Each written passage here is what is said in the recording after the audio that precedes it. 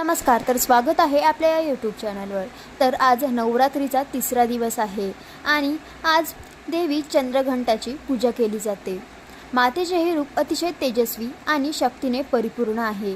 अर्ध्या चंद्राच्या आकाराची घंटा मातेच्या शीर्षस्थानी शोभते, म्हणून तिचे नाव चंद्रघंटा ठेवण्यात आले आहे। जाणून घेऊया नवरात्रीच्या तिसऱ्या दिवसाची काय विशेष आहे। तर नवरात्रीत दुर्गा मातेची 9 रूपात पूजा केली जाते। मातेचं तृतीय रूप आहे चंद्रघंटा। या रूपात देवीची आराधना केल्यामुळे आपलं मन सजग होऊन भावनांवर नियंत्रण मिळवता येतं, खंबीरपणा वाढीस लागतो, आपले व्यक्तिमत्व सुधारण्यास मदत होते। चंद्रघंटा नावाप्रमाणेच शांतचित्त आणि आत्मबळ प्रदान करणारी आहे। दुर्गा देवीचे हे तिसरे स्वरूप शांती देणारे आणि कल्याणकारी आहे। देवीच्या मस्तकावर घंटेच्या आकाराचा अर्धचंद्र आहे, म्हणून या रूपाला चंद्रघंटा असे म्हणतात। देवीच्या कृपेमुळे साधकांना अनेक अमूल्य वस्तू मिळतात, अनेक पवित्र ध्वनी ऐकू येतात, असं सांगितलं जातं।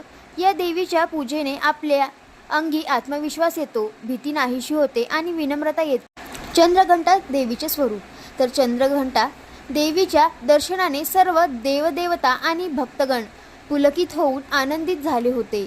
त्या आनंदाच्या उत्साहात त्यांनी श्रीदेवी मातेला अनेक अलंकारांनी सजवून शृंगारित केले। नानाविधी सुवर्ण अलंकाराने आणि गळ्यातील चंद्रहाराने श्रीदेवी मातेचा कंठ अगदी फुलून गेलेला असतो।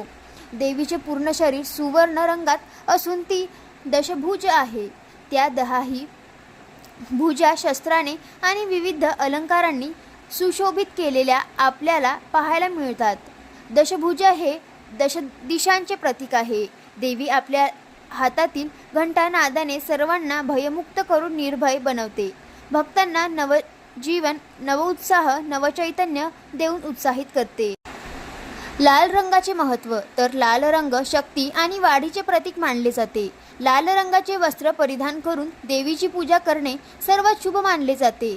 त्यामुळे देवी चंद्रघंटा तुमच्या संपूर्ण कुटुंबावर आशीर्वाद देईल, तुमचा आनंद, समृद्धी आणि आरोग्य वाढेल।